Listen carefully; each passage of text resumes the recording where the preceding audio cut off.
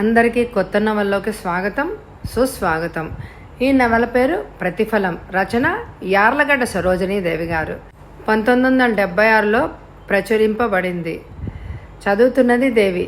చూడగానే లైక్ చేయడం మాత్రం మర్చిపోకండి. ఇంకా కథలోకి వెళ్దామా?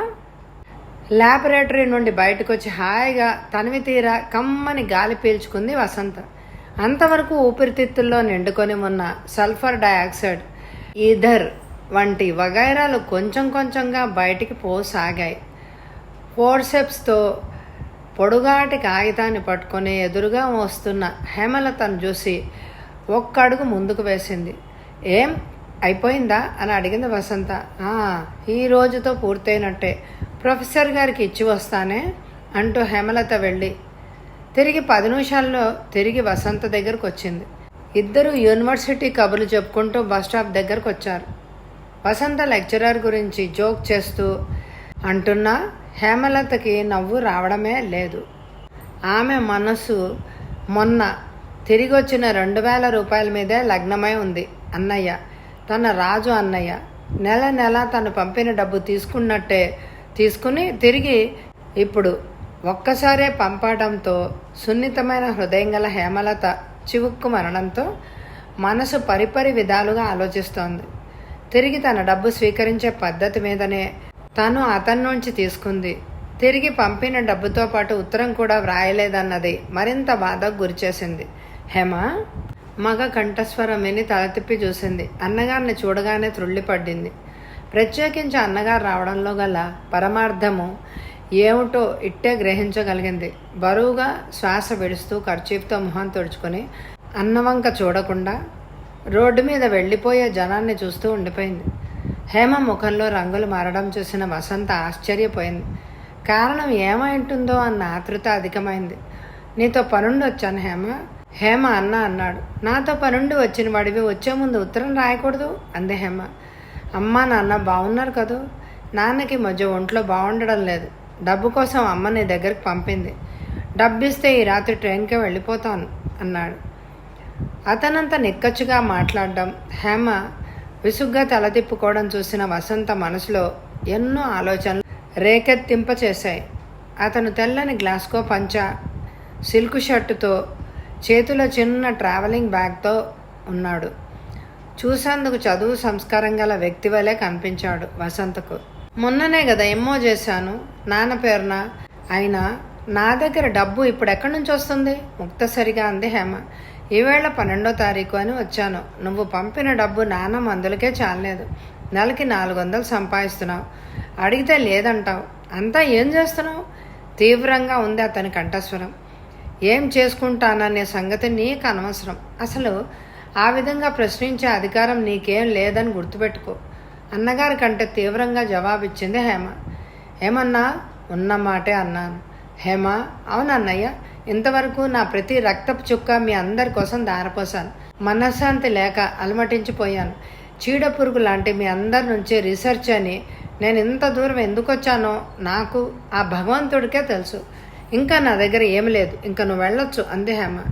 అమ్మ చాలా బాధల్లో ఉండి నన్ను పంపింది డబ్బు కోసం. ఇప్పుడు నువ్వు ఇవ్వకపోతే మరింత బాధపడుతుందమ్మ. ఈసారి చాలా అనునయంగా అన్నాడు. చివరి వాక్యం వినగానే హేమకు మరింత కోపం వచ్చింది. అన్నగారు వంక హసయ్యంగా చూస్తూ అణుచుకోలేని కోపంతో విసురుగా అంది. అమ్మ పంపిందని అబద్ధాలు ఆడిన్నిసార్లు నా వద్ద డబ్బులు తీసుకెళ్ళావో, తీసుకెళ్ళినప్పుడల్లా ఒక్కొక్క రూపాయి అయినా అమ్మకి నాన్నకి ఏమైనా ఇచ్చావా? అబద్ధాలతో మోసాలతో ఎన్నాళ్ళు ఇలా బ్రతుకుతావు? వేష భాషలతో లోకాన్ని మెప్పించగలవేమో కానీ నా కళ్ళు కప్పి నువ్వేమీ చేయలేవు. నా అన్నని చెప్పుకోవడానికే నాకు సిగ్గుగా ఉంది. ఛీ, పో అవతలికి. ఇంకా బస్టాప్లో ఉన్న చాలామంది వీళ్ళని వింతగా చూస్తున్నారు. అతని ముఖం వివర్ణమైంది. సిగ్గుతో అవమానంతో తల వంచుకున్నాడు. వంచి నేల చూపులు చూస్తున్న అతని కళ్ళకి హేమ ఎడం చేతిని వేలాడుతున్న బ్యాగ్ కనిపించింది. హేమలో ఇంత కోపం చూడని వసంత ఆశ్చర్యపోయింది. ఇంకా ఆ కోపంతో హద్దుమీరిపోతుందేమోననే భయంతో ఆమెని వారించేందుకు ప్రయత్నించి విఫలురాలైంది. అతని చూపులు చెల్లెలి వ్యానిటీ బ్యాగ్ మీద నిలిచి నిలవడమే కాదు, బుద్ధి ప్రకోపించింది. ప్రకోపించడమే కాదు, ఆ మరుక్షణంలోనే బ్యాగ్ని బలవంతంగా గుంజుకుని పరుగు ప్రారంభించాడు. అంతా క్షణాల్లో జరిగిపోయింది. దొంగ దొంగ పట్టుకోండి! హేమ కేకలు విని చాలామంది అతడిని వెంబడించారు. అందులో ట్రాఫిక్ పోలీస్ కూడా ఉన్నాడు. దొంగ దొరికే అవకాశం లేకపోవడం వల్ల పోలీస్ తన చేతిలో ఉన్న లాఠీని విసురుగా గిరవటేశాడు. సూటిగా వెళ్ళిన లాఠీ అతని కాళ్లకు అడ్డం తగలగా అతడు బోర్లా పడ్డాడు. ఎంతలో ఎదురుగా వస్తున్న మరికొంతమంది అతన్ని పట్టుకుని తమ పై పంచతో చేతులు విరగదీసి కట్టి పోలీసులకు అప్పగించారు. పట్టపగలు నలుగురు తిరిగే చోట దొంగతనం చేయడానికి నీకెంత ధైర్యం అంటూ లాఠీతో ఒక్కటి అంటించాడు. అని దెబ్బ బాధకి మూలిగాడు. మీదే కదూ ఈ బ్యాగ్, 70 పోయిందేమో చూసుకోండి, బ్యాగ్ ఆమెకిస్తూ అన్నాడు పోలీస్. బ్యాగ్ జీప్ లాగి లోపల చూసి మరలా జీప్ లాగి 70 పోలేదు. పట్టపగలు దొంగతనం చేసేందుకు శిక్ష ఏమిటో నీకు తెలుసు, చట్ట ప్రకారం శిక్షించండి గంభీరంగా అంది హేమలత. చదివానని 4 రూపాయలు సంపాదించానన్న గర్వంతో మీ అన్నను దొంగగా జైలుకు పంపుతున్నావటే దుర్మార్గురాల, పళ్ళు పటపటా నోరుతో అన్నాడతను. అలాంటి అహం నాలో ఉంటే ఎప్పుడో నీలాగా నేను కూడా పతనమై ఉండేదాన్ని. అది లేకపోబట్టే నీవు ఇన్నిసార్లు నా దగ్గరికి రాగలిగావు, డబ్బు తీసుకెళ్ళగలిగావు. అన్నన్న మాట అన్న ఏహ్యంగా చూస్తూ అంది హేమ. ఆమె పేరు అడ్రస్ రాసుకొని పోలీసు అతన్ని తీసుకుని వెళ్ళిపోయారు. బరువుగా బాధగా నెట్టూడ్చింది హేమ. ప్రేక్షకురాలి వలె చూస్తూ ఉండిపోయింది వసంత. హేమలో ఇంత కౌర్యం దాగి ఉందా అనిపించింది వసంతకి. హేమ మాత్రం చాలా మామూలుగా ఏం జరగనట్టే ఉంది. ఎంత బాధలోనున్నా ఆనందంలో ఉన్నా అదే నిబ్బరత. ఆ నిబ్బరత చూస్తుంటే ఒక్కోసారి వసంతకి ఎంతో ఆశ్చర్యం వేస్తుంది. వచ్చిన బస్సు ఎక్కి కూర్చున్నారు ఇద్దరూను. హేమ డ్రెస్ మార్చుకుని వాష్ బేసిన్ దగ్గర మొహం కడుక్కుంటుండగా ఆయా వచ్చింది లోపలికి. మీకోసం ఎవరు వచ్చారమ్మా, వెయిటింగ్ రూమ్లో కూర్చునున్నారు అంది. ఎవరో అని చెప్పారా? మామూలుగానే అడిగింది హేమ. చూసినట్టు లేదు, చాలా దూరం నుంచి వచ్చినట్టున్నారు. బట్టలన్నీ చూస్తే మిమ్మల్ని చూసేందుకే ఆత్రంగా వచ్చినట్టున్నారు అంటూ పెద్దగా నవ్వింది ఆయా. ఆయాకు వయసు మళ్ళినా హాస్టల్లో ఉండే ఆడపిల్లలతో పరిహాసాలు ఆడుతూ ఉంటుంది ఆయా. ఆయా సందర్భాలను అనుసరించి అందులో హేమ అంటే ఆయాకి ప్రత్యేకమైన అభిమానం. అందరిలాగా ఆయాను విసిగించదు. అడిగినప్పుడల్లా తృణమో పణమో ఇస్తుందే కానీ పనేమీ చేయించుకోదు. హేమ తలదువ్వుకుంటూ ఉంటే ఆయా వెళ్ళిపోయింది. తలదువ్వుకోవడం పూర్తి చేసి హేమ స్లిప్పర్స్ వేసుకుని రూమ్కి తాళం వేసి మెట్లు దిగి కిందకొచ్చి విజిటింగ్ రూమ్లోకి వెళ్ళింది. ఒకే ఒక వ్యక్తి కూర్చుని ఉండడం వలన అతని ముఖానికి పేపర్ అడ్డం పెట్టుకుని ఉండడం వల్ల ఎవరైంది గుర్తించలేకపోయింది. ఆయా చెప్పిన అతన్ని గురించే అని అనిపించి దగ్గరికి వెళ్ళి మరో కుర్చీలో కూర్చునంది. నమస్కారం, నేను హేమలతని. ప్రతి నమస్కారం చేసేందుకు పేపర్ని టీపాయ్ మీద పెడుతున్న అతన్ని చూసి నివ్వరపోయింది. జోడించిన చేతులు అలానే ఉండిపోయాయి. మాట పెకిలి రాలేదు. అనుకోకుండా అతన్ని చూడడంతో కలిగిన ఆందోళన, ఒక తల్లి కడుపున పుట్టిన తన అన్నను దొంగగా నిరూపించి జైలుకు పంపినప్పుడు కూడా ఇంత బాధపడలేదు. కానీ అతన్ని చూడగానే హేమ నవనాడులు కుంగిపోయాయి, ముచ్చెమటలు పోసాయి. భరించలేని బాధతో కుర్చీలోంచి లేచింది. నేను శ్రీనివాస్ని తనని తాను పరిచయం చేసుకున్నాడు. తను లేచి నిలబడుతూ, తెలుసు, ఎందుకొచ్చారు ఇక్కడికి? నీకోసం హేమ, నిన్ను చూడాలని వెతుక్కుంటూ వచ్చాను. నన్ను క్షమించు, చాలా నెమ్మదిగా అన్నాడు. క్షమించాను కాబట్టే మీతో మాట్లాడగలుగుతున్నాను. నేను చాలా తప్పు చేశాను. ఫలితంగా శిక్ష కూడా నేనే అనుభవిస్తున్నాను. ఇలా నీతో మాట్లాడడానికి నేనెంత సిగ్గుపడుతున్నానో నీకెలా చెప్తే అర్థం చేసుకుంటావో. శిక్ష ఏమిటి మీకు? హేమ ఎప్పటికీ అవివాహితగా ఉండిపోవడం కన్నా వేరే శిక్ష నాకేం కావాలి? ఇంకా అలా జరగడానికి వీల్లేదని గతాన్ని మర్చిపోమని చెప్పేందుకు వచ్చాను. హేమ ఆలోచనలో పడింది. అటుగా వెళ్తున్న వసంత ఆగి చాటుగా నిలబడింది. హేమ ఆంతర్యం తెలుసుకోవాలి అనే ఉద్దేశంతో. నన్నెంత గుర్తుపెట్టుకున్నారంటే చాలా హాస్యాస్పదంగా ఉంది శ్రీనివాస్. హేమ హృదయ దౌర్బల్యానికి మారు పేరు ప్రేమ. స్వభావత గట్టి మనసు గలదాన్ని. ఒకళ్లకు చెప్పి నేనే దౌర్భాగ్యానికి లోనైన అంటే ఆశ్చర్యమేమీ లేదు. ఏ దౌర్బల్యానికి లొంగిపోయి మనస్ఫూర్తిగా మిమ్మల్ని ప్రేమించాను, దానిని ఆధారంగా చేసుకుని కట్నం అనే నెపంతో నేను దూరం చేసుకున్నాను. మీరు ఆశించినంత డబ్బు కట్నంగా నేను తేలేనని తెలిసి కూడా నా జీవితంతో చెలగాటమాడారు. విరిగిన మనసు అతుక్కోవడం చాలా కష్టం. వెళ్ళండి. మిమ్మల్ని దగ్గరకు తీసుకునే అవకాశం పోయింది. నాకు కావలసిన హృదయపూర్వకమైన ప్రేమ మీ నుండి కూడా లభించలేదు. గతాన్ని గుర్తు చేసి నా మనసుని మరింత వికలం చేయకండి. మరోసారి ఆలోచించు హేమ, ప్రాధాయపడ్డాడు శ్రీనివాస్. ఆలోచించగలిగే అవకాశాన్ని మీరు పోగొట్టుకున్నారు. వెళ్ళండి శ్రీనివాస్, దయచేసి మీరు ఇక్కడి నుంచి వెళ్ళిపోండి. చేతుల్లో ముఖం దాచుకుని వెక్కి వెక్కి ఏడిచింది హేమ. శ్రీనివాసు క్షణం పాటు కిన్నెడైపోయాడు. ఆమె చెరువులో నిలబడిన లోగడ ఆమె కన్నీరు తుడవగలిగే ఆస్కారాన్ని కోల్పోయాడు. తను పాపి చేతులారా తన ప్రియ హేమను దూరం చేసుకున్నాడు. ఆ శిక్ష ఒక్క రూపంలో లేదు, అనుభవిస్తూ ఉంటే మరో రూపంలో హేమ అనుభవిస్తున్నట్టు ఉంది అని గ్రహించగలిగాడు. హేమ, నన్ను మన్నించవు, చాలా నెమ్మదిగా అన్నాడు మరలా. నీకు చేసిన పాపం నన్ను జీవితాంతం వెంటాడినా భరించగలను, కానీ నువ్వు ఇలా ఏడుస్తుంటే చూడలేను హేమ, చూడలేను. మా కుటుంబ పరిస్థితులు ఒక్క చెల్లెలకి కట్నం ఇవ్వందే పెళ్లి కాని పరిస్థితులు, అమ్మ బాధ, నాన్న రాక్షసత్వం, వీటి నుంచి నేను తప్పుకోలేకపోయాను. తప్పుకునేందుకు వీలుగాని బంధాలవి.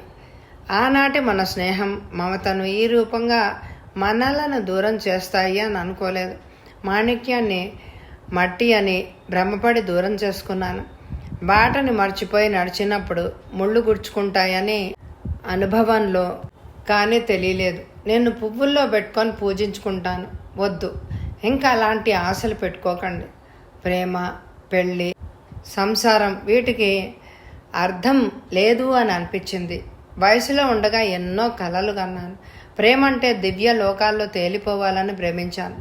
స్నేహాన్ని బంధుత్వంగా మార్చుకోవాలి అని అనుకున్నాను. డబ్బనే పిశాచాన్ని అడ్డు నిలిపావు.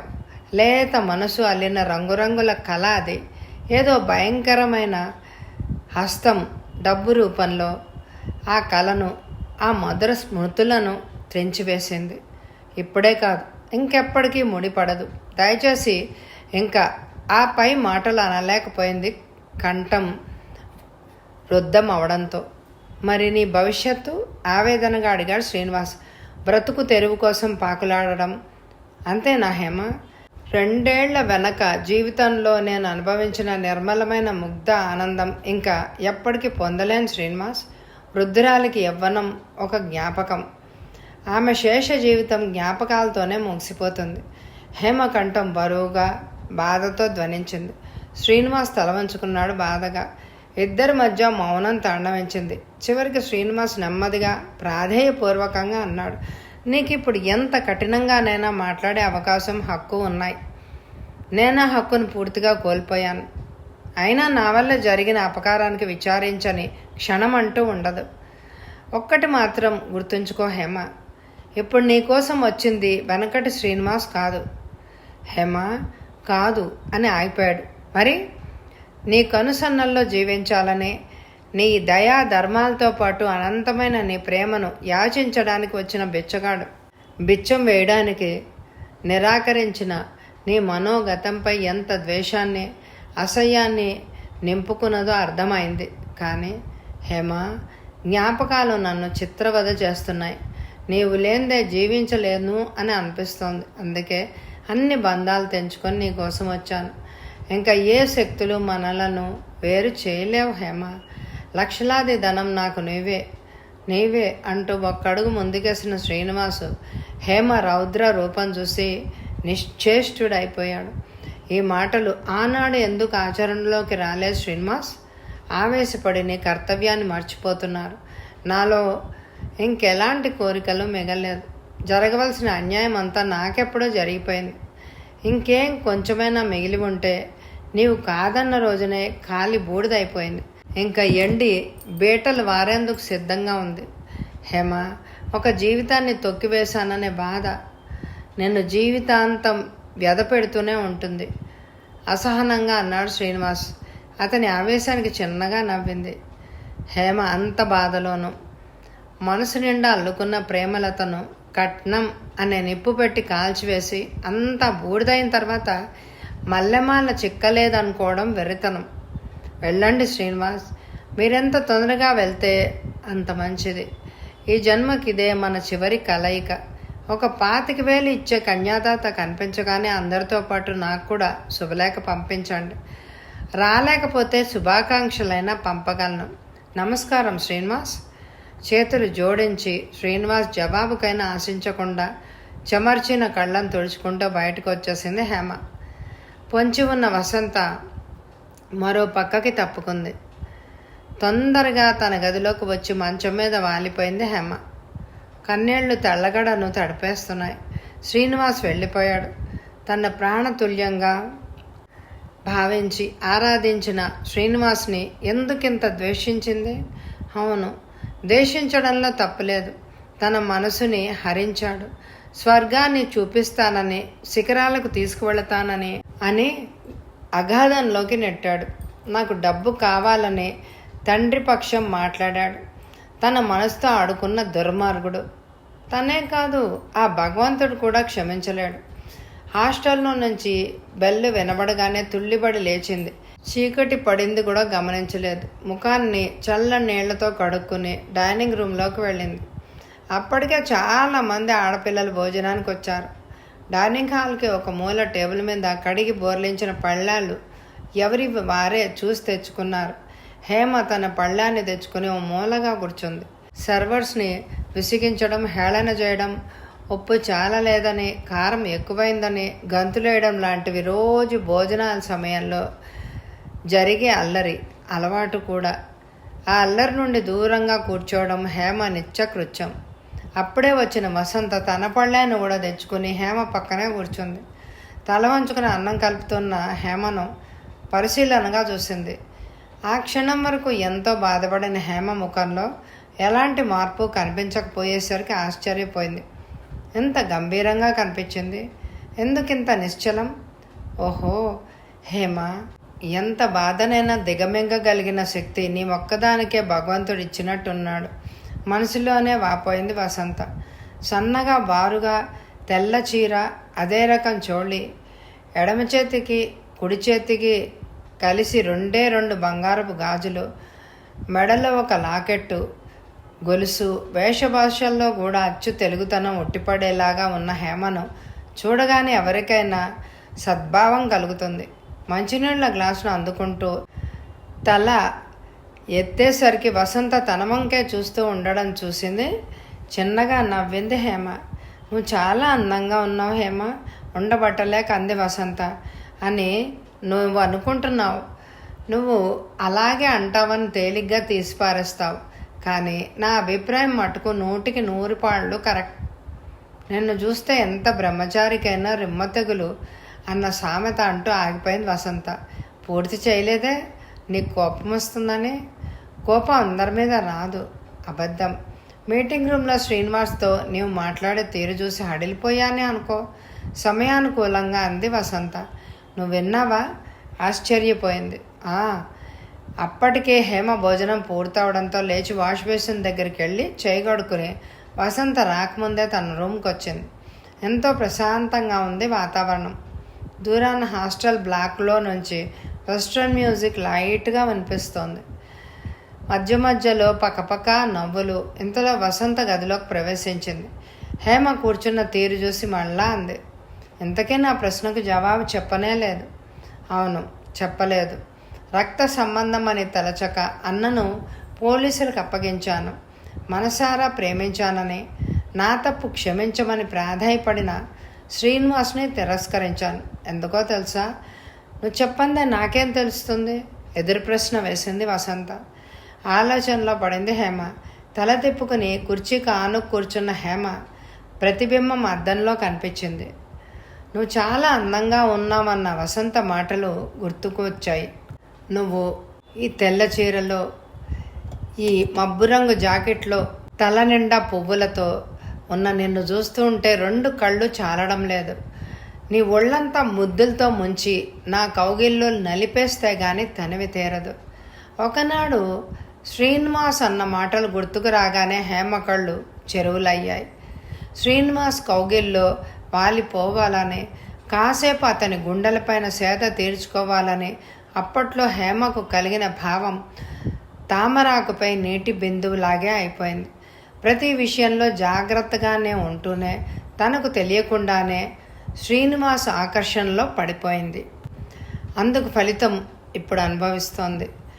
ఏమిటింత ఆవేదన చెప్పవు? లాలనగా అడిగింది వసంత. హేమ పరిస్థితి విరబూసిన పారిజాత వృక్షంలా ఉంది. కదిపితే జలజల రాళ్లేందుకు సిద్ధంగా ఉన్నాయి పుష్పాలు. ప్రకృతి మాధుర్యానికి మనసు కంపించిపోతోంది. తనలోని బాధనంతా ఒక విధంగా తీర్చుకోవాలి అని అనిపించింది ఆ క్షణంలో హేమకి. వసంత కూడా హేమ వంకే చూస్తుండడం వల్ల ఇద్దరి చూపులు కలుసుకున్నాయి. మూగగా ఏమేమిటో మాట్లాడుకున్న ఓ క్షణం బరువుగా ఊపిరి పీలుస్తూ తల వంచుకుంది. హేమ ప్లీజ్, 2 చేతులను తన చేతుల్లోకి తీసుకుంది వసంత. అంతా విన్నాక నువ్వేమనుకుంటావు నా గురించి? అనుకుంటాను, నువ్వు ఒక జ్ఞానివి అనుకుంటాను. లోపలే హాలాహలాన్ని దిగమింగుతూ పైకి గంభీరంగా కనిపించే ఒక అపూర్వ మేధాశక్తికి హృదయపూర్వకంగా జోహార్లు అర్పిస్తాను, నిశ్చలంగా జవాబిచ్చింది వసంత. నీకెప్పుడైనా పెన్ ఫ్రెండ్స్ అంటూ ఉన్నారా వసంత అని అడిగింది హేమ. లేరు. అలాంటి వాటికి నేను కొంచెం విరోధిని. ఎందుకంటావా?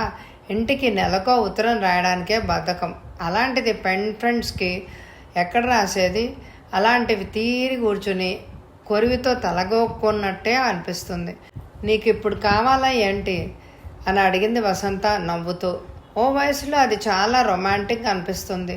అంటే 14-17 సంవత్సరాల మధ్యలో అంటూ ఆగిపోయింది. కావచ్చు. ఇంతకీ దేనికి ఉపోద్ఘాతం? జీవితంలో ప్రతి వ్యక్తి ఇతరులకు కొంత ఆనందం, కొంత దుఃఖం కలిగించే అవకాశాలు ఉంటాయి. అవి ఉపయోగించుకోవడంలో ఉంది నేర్పు. బాధగా హేమ కళ్ళు సగం మూసింది. పైట చెంగు పట్టుకొని మెలి తిప్పుతున్న హేమ వేళ్ళు వణికాయి. అది చూసి బాధపడింది వసంత. ఇద్దరూ ఒకే రూమ్లో ఉంటూ కూడా హేమని ఈ స్థితిలో ఉన్నప్పుడు చూడని వసంతకి కొంత కంగారు కలిగించింది. ఏదో పరమసత్యాన్ని లోక సామాన్యంగా చెప్పి దాని గురించే బాధపడుతున్నట్టు అనిపించింది. కారణం ఏమిటో హేమ నుంచే రాబట్టాలన్న వసంత ఒకనాటి ప్రయత్నం విఫలమైన ఇప్పటి హేమ పరిస్థితి అన్నీ చెప్పేసుకోవాలన్న తపన ఉధృతం కాసాగింది. నేను స్కూల్ ఫైనల్లో ఉండగా ఒక వారపత్రికలో ప్రకటన చూసి పెన్ ఫ్రెండ్స్ సంఘంలో చేరాను. సభ్యుల జాబితాలో నా వయసు 15 సంవత్సరాలు.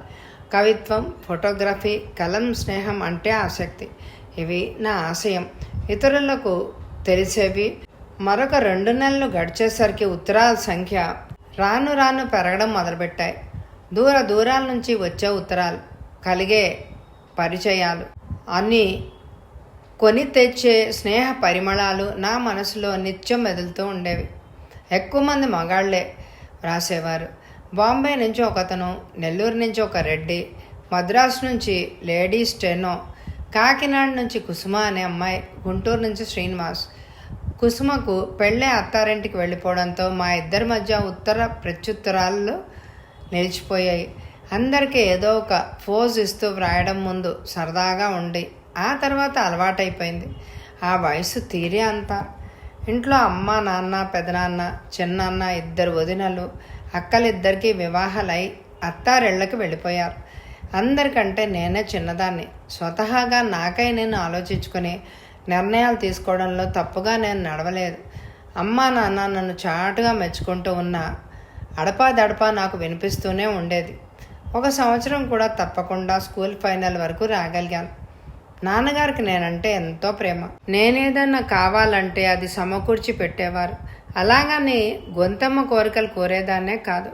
వారపత్రికలు, మంచి నవల్స్ చదవడం బాగా అలవాటైంది.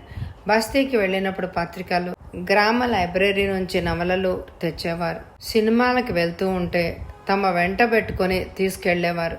నాన్నగారు నా మీద చూపించే ప్రేమకి ఈర్ష్య పొందేవారు పెద్ద వదిన లక్ష్మి, చిన్న వదిన సుశీల. చివరికి అమ్మ నేను మాట్లాడుకున్నా భరించలేనట్టుగా ఉండేది. వాళ్ళ వాగ్ధోరణి అన్నయ్యలు ఏమీ అనేవారు కాదు. అమ్మ విన్నట్టు నాకు తరచూ ఉత్తరాలు వస్తుంటాయని, నేను కూడా రాస్తూ ఉంటానని ఇంట్లో అందరికీ తెలుసు. చాలా ఉత్తరాలు అమ్మకి వదినకి చదివి వినిపించేదాన్ని. వదినలు చాటుగా మూతి విరుచుకోవడం చూసి మానేశాను.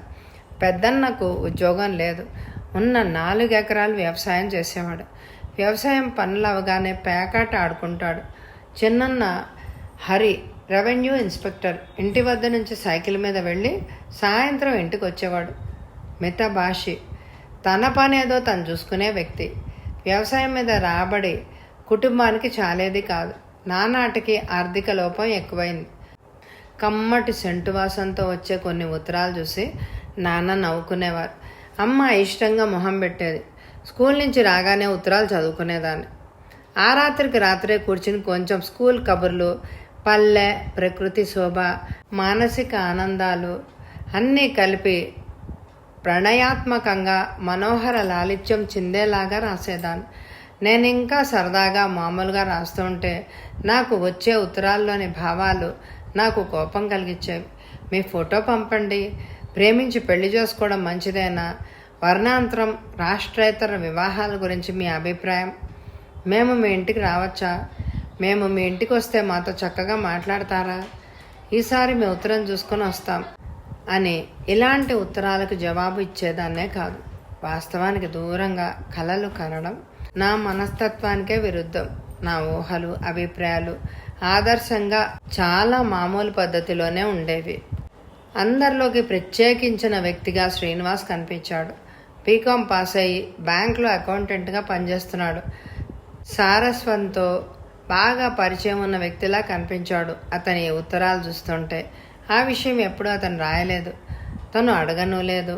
అతి రమ్యంగా, నిర్మలంగా ప్రవహించే సెలయర్ లాగా సాగిపోయేది అతని ఉత్తరం. ఉండబట్టలేక నేనే రాస్తే జవాబుగా తను రాసిన కథలు, పబ్లిష్ అయిన నవల్స్ పంపేవాడు. అతని ఉత్తరాలు చదివిన తర్వాత ఉత్సాహంగా కథలు కూడా చదివేదాన్ని. అప్పుడే వికసిస్తున్న మనసు నాది. తీయని మాటలు, రమ్యమైన వర్ణనలు ఇలాంటివి ఎక్కడైనా ఏ రూపంలో కనిపించినా నా మనసు మేను పులకరించిపోయేది. అటువంటి వయసే అది. ముత్యాల వరుస అందంగా పేర్చినట్టుగా శ్రీనివాస్ దస్తూరి ఆహ్లాదపరిచేదిగా సోయగాలు శ్రీనివాస్ కళ్ళ నుండి వెలువడేవి. మొదట అతని ఉత్తరాలు చదువుకున్న తర్వాత నిర్వికారంగా ఆలోచించేదాన్ని. రాను రాను ఆలోచించడానికి వ్యవధి దొరికేదే కాదు. నెలకొకసారి ఉత్తరం రాసేదాన్ని. నా నుంచి ఉత్తరాలు ఆలస్యంగా వస్తున్నాయని సూక్ష్మంగా, నిష్ఠూరంగా రాసేవాడు. అలాంటిది ఉత్తరాలతో ఇద్దరం చాలా దగ్గరగా వచ్చేసాం. అతను రాసే ఉత్తరాల కంటే కథలే ఎక్కువగా నా మనసును ఆకర్షించాయి. అంత చక్కగా పాత్రల స్వభావాలను వెడమర్చి వ్రాయగలిగే నేటి రచయితల్లో శ్రీనివాస్ ఒకడనిపించింది.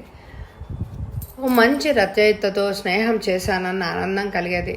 అతని కథలపైన అభిప్రాయం పేజీల కొద్దీ వ్రాయాలి అని అనిపించేది. కానీ శ్రీనివాస్ ఎప్పుడు నా అభిప్రాయాన్ని కోరలేదు. శ్రీనివాస్ రచయితగా, స్నేహితుడిగా మా ఇంట్లో అందరికీ ఉత్తరాల ద్వారా పరోక్షంగా పరిచయం అయ్యాడు. విశాలమైన నుదుటి మీద దీపకాంతి పడి మెరుస్తుంటే చక్కని వేళ్ల మధ్య పెన్ను ఉంచుకొని కథలు రాసే అతని మూర్తి కనిపించే నా కళ్ళకి, నవ్వితే చిన్న గుంటలు పడే అతని చెంపలు, చేతులపైకి మడిచిపెట్టిన లాల్చీ, గుండి ఊడిపడినట్టు వెడిన లాల్చీ దగ్గర కనిపించే సౌందర్యం, ఆకర్షణీయమైన అతని కళ్ళు రకరకాల భావాలతో నాకు కనిపించేవి ఊహగా. ఆ భావాలు నా వరకే పరిమితం చేసుకునేదాన్ని. రాజమండ్రికి 10 మైళ్ళ దూరంలో ఉన్న ఓ పల్లెటూరు నుంచి రాజబాబు అనే వ్యక్తి నా పరిచయాన్ని కోరుతూ ఉత్తరం రాసేవారు. తిరుగు జవాబు రాసేందుకు కవర్ కూడా తను రాసే ఉత్తరంలో జత చేసి పంపేవాడు.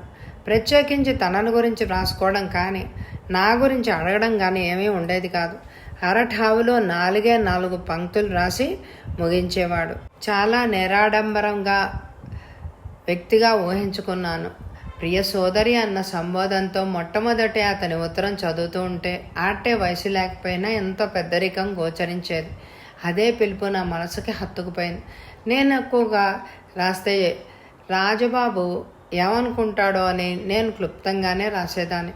ఉత్తరాల్లో ఇరువురి వ్యక్తిగత విషయాల ప్రసక్తి ఉండేదే కాదు. అతనికి పెళ్ళైందని, ఓ సంవత్సరం పాప ఉందని అతని ఉత్తరాల ద్వారా అర్థం చేసుకున్నాను. ఫ్యామిలీ ఫోటో పంపమని వ్రాయాలి అనిపించేది. మగవాడు అంత ఉత్సాహం చూపంది నేనెందుకు అడగాలి అని అనిపించేది. స్నేహభావంతోనే గాక అత్యంత ఆత్మీయత ఉట్టిపడే రాజుబాబు లేఖలు నా హృదయలో పవిత్ర స్థానాన్ని ఏర్పరిచాయి. ఎప్పటికప్పుడు విడిపోని అనుబంధంగా ఇరువురు హృదయాల్లో నిలిచిపోయాయి. పబ్లిక్ పరీక్షలు నాకు ఎలాగైనా స్కూల్ ఫైనల్ పాస్ అయి ఇంటర్లో చదవాలన్న ఉత్సాహంలో ఉత్తరాలు రాయడం పక్కన పడేసి శ్రద్ధగా రాత్రింబవళ్ళు చదువులో లీనమైపోయాను. హడావిడిగా భోంచేయడం, పరీక్షలు రాసేందుకు పరిగెత్తడం సరిపోయేది. పరీక్షలు రాసి ఇంటికి వచ్చేసరికి అమ్మ, పెద్దన్నయ్యల ముఖాలు సీరియస్గా కనిపించాయి. హాల్లో నన్ను డ్రాయర్ మీద నాకొచ్చిన ఉత్తరం, పత్రికల పార్సెల్స్ విప్పి ఉన్నాయి. అనుమానంగా అమ్మ, వదినల వైపు చూశాను. నిర్లక్ష్యంగా తల ఎగరేయడంతో వదిన ఆంతర్యం అర్థమైంది. ఇవన్నీ చింపింది ఎవరమ్మా? విసుగ్గా అడిగాను. చింపినంత మాత్రం తప్పే ఉంది, పుస్తకాలు చదువుకోవచ్చు అని నేనే చింపాను. పెద్ద వదిన మాటలు కటువుగా వినిపించాయి. నాదన్నదేది తాకవద్దని ఎన్నోసార్లు చెప్పాను. పెద్దగానే అన్నాను. నీకొచ్చిన ప్రేమలేఖ చూశానన్నా, అలా అరుస్తున్నావు. ఇన్ని రోజుల నుంచి ఆడుతున్న నాటకం బయటపడిందన్నా నీ బాధ. ప్రేమలేఖలా, నాటకమా? ఏంటి వదినా నువ్వు అనేది? ఉన్నమాటే అన్నాను. అదిగో నీకు వచ్చిన పుస్తకాల్లో ప్రేమలేఖ ఎప్పటి నుంచి సాగుతోంది ఇలా? వెటకారంగా అంది. జాగ్రత్తగా మాట్లాడు వదినా, నా కోసం హద్దులు మీరింది. ముందు నువ్వు జాగ్రత్తగా ప్రవర్తించడం నేర్చుకో. పెద్ద వదినని ఉపేక్షించిన కొద్దీ మాటలు మేరుతున్నావు. ఎవరి హద్దుల్లో వారు ఉండడం మంచిది. నా మంచి చెడులు విచారించేందుకు అమ్మా, నాన్న ఉన్నారు. నన్ను ప్రశ్నించే అధికారం నీకు లేదు. నా జాగ్రత్తలో నేను ఉండగలను. నా విషయంలో నీ సలహా నాకు అనవసరం అంటూ చింపిన పార్సెల్ని తీసుకుని గదిలోకి వెళ్ళిపోయాను. నా వెనక పక్కపక్క నవ్వులు వినిపించాయి. తాపీగా చదువుతూ కూర్చున్నాను. ప్రేమనంతా ఒలకబోసి సమాధానం ఇప్పుడు రాస్తుంది కూడా అంది పెద్ద వదిన కంఠం. ఉత్తరం అందిన మరుక్షణమే ఆగ మేఘాల మీద పయనించి వాల్తాడు చిన్న వదిన కంఠం. కోపం వచ్చి నిలబడ్డాను. నన్ను చూసి ఇద్దరు వెళ్ళిపోయారు. అక్కడున్న అమ్మను చూసి చాలా బాధపడ్డాను. కన్న బిడ్డను తన ముందే కోడళ్ళు ఆ విధంగా నిందించడం అమ్మ ఎలా సహించగలిగింది? అమ్మకు కూడా నా మీద దురభిప్రాయం వదినలకు ఏర్పడిందేమో. అమ్మ నుంచి ఒక ఓదార్పు మాటగానే, కఠినమైన మాటగానే వినవలసి వస్తుందేమో అని అనుకున్న నాకు అమ్మ నిర్జీవమైన చూపులు భరించలేకపోతున్నాను. నా ప్రతి పనిని విమర్శించేంత తప్పేం చేశానని? శ్రీనివాస్ కథలు ముందుగా నేను చదవాలి. ఆ హక్కు, అధికారం మరొకరు ఆక్రమించేసరికి బాధ అనిపించింది. అవును, నేను సురేష్ని పెళ్లి చేసుకోనన్న నా స్వయం నిర్ణయాన్ని అమ్మ, నాన్న కాదనలేకపోయారు. సురేషు పెద్ద వదిన తమ్ముడు. చదువు అంతంత మాత్రంగానే వంటపట్టింది. జల్సాగా తిరగడం, అప్పుడప్పుడు ఖరీదైన అలవాట్లకు బానిస కావడం లాంటి వ్యసనాలు ఉన్న వ్యక్తి. 2 తరాల వాళ్ళు కూర్చుని తిన్న తగనంత పిత్రార్జితం ఉంది. సంస్కారం లేనప్పుడు ఎంత డబ్బుంటే మాత్రం మనిషికి విలువ రాదు కదా. పుస్తకం పేజీలు తిరగేశాను. లేత నీలం రంగు కాగితం మడతలు కనిపించింది. చదవాలనిపించలేదు. తీసి టేబుల్ మీద పడేశాను. ఇతరులు అసహించుకునే విధంగా శ్రీనివాస్ ఎప్పుడూ రాయడు. అలాంటిది ఏమాత్రం జరిగినా నేనే మానేసేదాన్ని. అప్రయత్నంగా నా చేతులు ఉత్తరాన్ని అందుకున్నాయి. డియర్ హేమ, మీకు జవాబు రాసిన 4 రోజుల నుంచే మీ జవాబు కోసం ఎదురు చూడడం అలవాటైపోయింది. రేపు పోస్ట్లో వస్తుందని ఏ రోజుకు ఆ రోజు సరిపెట్టుకుంటూ ఆ రోజు వరకు ఎదురు చూడడం సరిపోయింది. మీరు రాయకపోవడం నా మీద కోపం వచ్చింది అని అనుకుంటున్నాను. నేను ఊహించుకున్నది నిజమే అయితే మిమ్మల్ని ఎలా బ్రతిమిలాడి మీ కోపం పోగొట్టాలో నాకు తెలియదు. అందుకే క్షమించమని కోరుతున్నాను. బ్యాంకు పని మీద విజయవాడ రావాల్సి ఉంది. అక్కడికి మీ గ్రామం దగ్గరే అనుకుంటున్నాను. మీరు అనుమతిస్తే తప్పకొస్తాను. మీ జవాబు కోసం ఎదురు చూస్తూ ఉంటాను. శ్రీనివాస్. నా నుంచి జవాబు రానందుకు శ్రీనివాస్ పడిన వేదన వ్యక్తమైంది. అంత మాత్రాన చెడు ఏముందో నాకు అర్థం కాలేదు. శ్రీనివాస్ రాక అమ్మా, నాన్న అంగీకరించిన వదినలు నన్ను రచ్చకి ఏడవక మానరు. నా శ్రేయస్సు దృష్ట్యా శ్రీనివాస్ రమ్మని రాయడం అంత మంచిది కాదని నిర్ణయించుకున్నాను. అమ్మ నా గదిలోకి రావడం చూసి ఉత్తరాన్ని పుస్తకం మధ్యలో పెట్టాను. ఎవరా ఉత్తరం రాసింది? అమ్మ ప్రశ్నించే తీరు కఠినంగానే ఉంది. ఎవరు రాసిందో విన్నావుగా? అయితే వాళ్ళు అన్న మాటల్లో తప్పు లేదన్నమాట. అమ్మ కంఠస్వరం గర్జింపుగా, కోపంగా, అసహనంగా ఉన్నాయన్నది స్పష్టమైంది. తప్పు లేదని నీకు అనిపించిన వదినలను వెనకేసుకురా. నీకు ఇష్టమైతే వాళ్ళన్నదే నిజమనుకో. ఆడపిల్లవు, మగవాళ్లతో ఉత్తరాలు ప్రత్యుత్తరాలు ఏమిటి? చూసేందుకైనా బాగుండాలి కదా. ఇతరులకు బాగోని పనులు నాకు సరైనవే. నా సంగతి ఏమిటో నాకు తెలుసు. గోడవైపు తిరిగి జవాబిచ్చాను. నా మాటలకు అమ్మ ఇంకేమీ మాట్లాడలేదు. వెళుతున్న అడుగులు చప్పుడు మాత్రం వినిపించింది. నేను స్కూల్ పిల్లలతో ఎక్స్కర్షన్కి వెళ్తున్నాను. మిమ్మల్ని కలుసుకునే అవకాశం లేకపోయినందుకు చింతిస్తున్నాను అని వ్రాసి కవర్ని పుస్తకంలో పెట్టి పడుకున్నాను. రాత్రిళ్ళు ఆలస్యంగా నిద్రపోతే ఉదయం ఆలస్యంగా లేవడం నాకు అలవాటు. ఆ రోజు కూడా అలాగే జరిగింది. అప్పటికి అమ్మ 2 సార్లు వచ్చి లేపింది. బద్ధకంగా అటు ఇటు దొర్లుతూనే లేచి పెరట్లోకి వెళ్ళాను. కాలకృత్యాలు తీర్చుకుని వంటింట్లోకి వెళ్ళి కూర్చున్నాను. రాధ పెళ్లి నిశ్చయం అయిందట. కాఫీ గ్లాస్ అందిస్తూ అమ్మ అనింది. తెల్లబోయాను. నాకు తెలియకుండా రాధక్క పెళ్లి నిశ్చయం అవడంతో ముందు నమ్మలేకపోయాను. ఆ తర్వాత అమ్మ దాకా వచ్చిందంటే నిజమే అనుకున్నాను. నాకంటే 4 ఏళ్ళు పెద్దది రాధక్క. స్కూల్ ఫైనల్ చదువుకు స్వస్తి చెప్పి వయసులో తేడా ఉన్న మనసులు విప్పుకొని మాట్లాడుకునేటప్పుడు ఇద్దరి మధ్య ఎలాంటి వయోభేదం కనిపించేదే కాదు. పరీక్షల హడావిడిలో 10 రోజులైంది రాధక్క వాళ్ళ ఇంటికి వెళ్ళి. ఏదో ఒక టైంలో నేనే రాధక్క గారింటికి వెళ్ళేదాన్ని. అమ్మ నాన్న ఏం అనేవారే కాదు. పెళ్ళి ఇంకెన్ని రోజులుందమ్మా అని అడిగాను. 10 రోజులే ఉందట. ఇప్పటికైనా సంబంధం నిశ్చయమైంది. గొంతెమ్మ కోరికలు కోరితే ఎక్కడి నుంచి వస్తాయి గొప్ప గొప్ప సంబంధాలు? అంతకు తగ్గ బొంతైనా దొరికినందుకు సంతోషించాలి. అమ్మ మాటలు నాలో కలవరాన్ని కలిగించాయి. గ్లాస్ కింద పెట్టి గదిలోకి వెళ్ళాను. రాధక్కకు ఈ పెళ్ళి సుఖశాంతులనిస్తాయా? రాధక్క తండ్రి ఎప్పుడో చచ్చిపోయాడు. ఉన్న ఒక్క అన్న చాలా కాలం క్రితమే దేశాలు పట్టుకుపోయాడు. రాధక్కను కంటికి రెప్పలా పెంచి పెద్ద చేసిన జానకమ్మ పిన్ని ఉన్న 2 ఎకరాల భూమిని కౌలుకి ఇచ్చుకుంది. సొంత పెంకుటింట్లో ఉంటున్నారు. స్కూల్ ఫైనల్తో రాధక్క చదువు మానిపించేయడానికి కారణం అదే. ఒకనాడు అనుకోకుండా జరిగిన సంఘటన మాలో ఎంతో మార్పును తీసుకొచ్చింది. ఆశలు ఆదర్శాలు అనేవాళ్లను, వాటి కోసం పాకులాడే వాళ్లను కొన్ని సంఘటనలు తికమక పెట్టి వాళ్ల బ్రతుకు బాటలను గాడి తప్పిస్తాయి. అది నేను 5th ఫామ్లో అడుగుపెట్టినప్పుడు రాధక్క స్కూల్ ఫైనల్కి వచ్చింది. ఒక మహాదాత ఇచ్చిన 1,00,000 రూపాయలు, మరికొంతమంది భూస్వాములు ఇచ్చిన వేలతో పల్లెకు పట్టణానికి మధ్యగా కాలేజీ నిర్మించబడింది. అదే రోడ్లో 4 ఫర్లాంగుల దూరంలో హై స్కూల్ ఉంది. హాస్టల్ వసతి లేనందున దూర ప్రాంతాల నుంచి వచ్చే విద్యార్థులు ఎక్కడ చిన్న గది దొరికితే అంత అద్దె ఎంతైనా సరే నివాసం ఏర్పరచుకునేవాళ్ళు.